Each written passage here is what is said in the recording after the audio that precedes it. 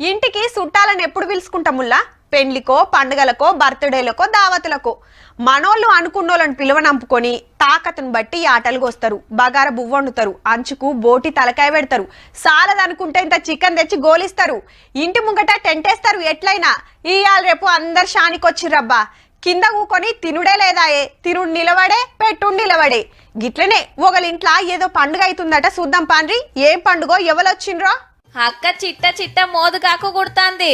ఇస్తరి తయారయ్యేటోరకు సుట్టం రానే వచ్చిండు. గచ్చుకాడ చేయి గడిగి బంతిలో కూసున్నారు. ఇక ఇస్తరి వర్షి బెల్లం బువ్వ, తెల్లన్నం, తొక్కు, కూరలు వడ్డిస్తే తుర్తిగా తింటున్నాడిగ.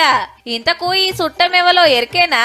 నక్రేకల్ కాంగ్రెస్ ఎమ్మెల్యే వేముల వీరేశమన్న సన్న బియ్యం బువ్వ పండగకొచ్చిండు. మళ్ళా అన్నం మంచిగా అయితాంది. ఓ పారొచ్చి చేయి గడుగు సారంటే సరే అని వచ్చిండట.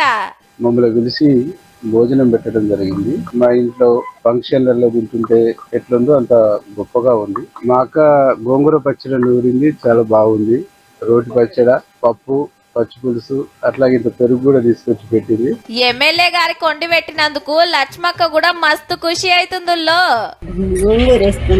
నువ్వు వేసుకొని తినడా? కమ్మగా తిని ఉత్తగానే పోతే కాదు కదా, మా నోళ్ళ తిప్పలు అరుచుకున్నాడు. ఇంజనం బిల్లు ఇస్తా అన్నాడు, ఆమె ఇచ్చిండు. అందరి లెక్క కాకుండా గరీబుల ఇంటికొచ్చి బువ్వ తిన్నందుకు వీరేశమన్నను తారీఫ్ చేయాల్సిందేనబ్బా. మొన్నటి కాంచెల్లి ఊరూరా సర్కారోళ్ళు సన్న బియ్యం ఇస్తుంటే తీసుకుపోయి వండుకున్నోళ్ళంతా మంచిగుంది అంటుండ్రు. అట్లనే జర కొత్త రేషన్ కార్డులు గిన జప్పు నీయుండ్రి సార్లు. ఏండ్ల కమానం కెంచి ఎదురు చూస్తుండ్రు చాలా మంది.